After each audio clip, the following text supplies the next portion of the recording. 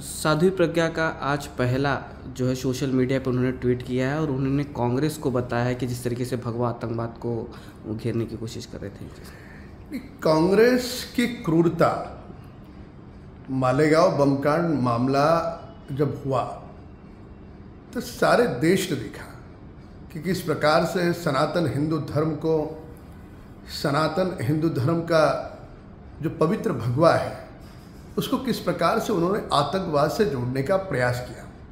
और इतना ही नहीं, जो सारे गवाह थे, एटीएस के अफसर थे, सब पर दबाव बनाया।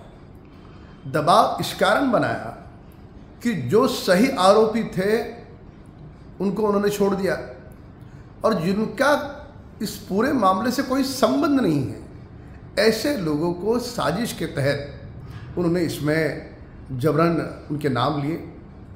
इतना ही नहीं कि एटीएस अफसर का जो बयान आया है, जो पूर्व एटीएस अफसर रहे, वो खुद कह रहे कि हमारे लिए जो वंदनीय, पूजनीय, आदरणीय सरसंघ चालक जी है, इनका सारा जीवन त्यागपूर्ण है, राष्ट्र के लिए समर्पित है, इस महाभारती के उत्थान के लिए है, उनका तक नाम इसमें जबरन लिया जाए, इस प्रकार की कांग्रेस सरकार की कोशिश थी।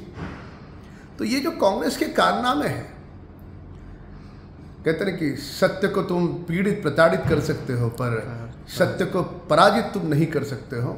और अंत में हमने त्रेता में भी देखा, सतयुग में देखा, द्वापार में देखा कि सत्य की विजय होती है और सत्य की विजय हुई है। पर सत्य के विजय के साथ साथ जो कांग्रेस ने घिनौना पाप किया सनातन हिंदू धर्म को बदनाम करने का, ये सारे हिंदुओं को पता चला।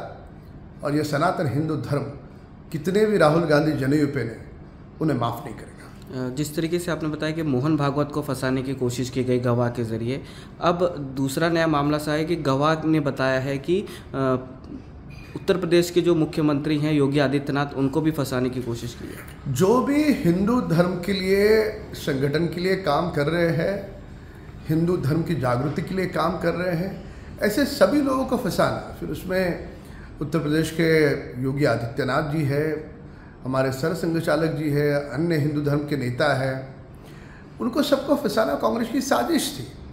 और वो केवल इसलिए फंसा रहे थे, मतलब हिंदू धर्म को आतंकवाद से जोड़कर वो किसी एक विशिष्ट धर्म को खुश करने का उनका एक अपीजमेंट पॉलिटिक्स था। राहुल गांधी दिल्ली में मीडिया से बातचीत करते हुए बताते हैं कि 100% प्रूफ है कि इलेक्शन कमीशन ने जो है वो घोटाला किया है, सबूत है इस तरीके से, लेकिन इलेक्शन कमीशन ने कहा कि कोई निराधार है उनकी बातों को लेकर। उसे किस तरीके से दिखती है? राहुल गांधी की ये बयानबाजी कई दिनों से चल रही है। अगर उनके पास कोई पुख्ता सबूत है और उनकी भाषा में अगर एटम बम है तो घर में क्या गोटी खेलने के लिए रखा है या अचार डालने के लिए रखा है? लाओ, चुनाव आयोग को दो, उन पर विश्वास नहीं है तो न्यायपालिका को दो। इसके पूर्व भी रहा महाराष्ट्र का चुनाव हो, अन्य चुनाव हो, चुनाव आयोग ने विस्तार से पत्रकार वार्ता लेकर उनकी सारी बातों का निरसन किया है। उसके पश्चात भी तुम्हारे सवाल, यदि कोई तुम्हारे पास एटम बम है तो घर में रखने का क्या कारण, क्यों नहीं दे रहे? अर्थ बड़ा स्पष्ट है।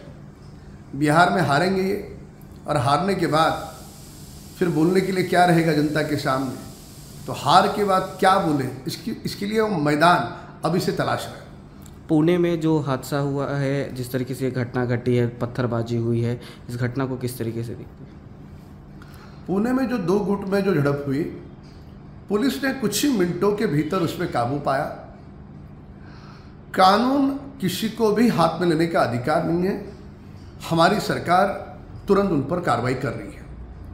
पर जिस प्रकार की विपक्ष की बयानबाजी है, और कौन सा विपक्ष है कि जिनके सत्ता के कार्यकाल में उद्योगपति के घर के बाहर जो जिलेटिन रखा करते थे पुलिस के द्वारा जो 100 करोड़ रुपए की वसूली करते थे, वो विपक्ष अभी हमको कानून और व्यवस्था के बारे में समझाएगा।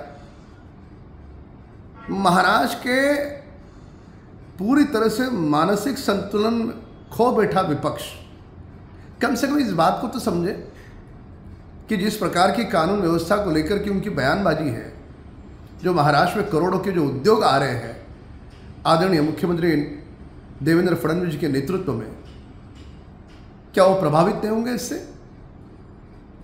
महाराष्ट्र में पूरी तरह से कानून और सुव्यवस्था है। जहां कहीं पर भी इस प्रकार की झड़प हो रही है, कुछ मिनटों के भीतर उस पर हम काबू पा रहे हैं। माणिकराव कोकाटे को जो है उनका मंत्री पद बदल दिया गया है और ऐसे में कई और भी बातें निकल के सामने आ रही है, इसे किस तरीके से देखते हैं? रहा सवाल श्रीमान माणिकराव कोकाटे जी का, उन्होंने इसमें बड़े स्पष्टता के साथ बयान दिया है कि मोबाइल के अलग अलग ऐप के बारे में उनके पास विशेष जानकारी या उनका ज्ञान नहीं है। और जब मैसेज मोबाइल पर देख रहे थे तो उस समय अचानक से रमी का ऐप पॉपअप हुआ और उसे रिमूव करते समय उनको थोड़ी सी देर लगी क्योंकि ज्ञान नहीं था उनको, और उसी समय किसी ने छलपूर्वक फ़ोटो निकाल करके वायरल किया है।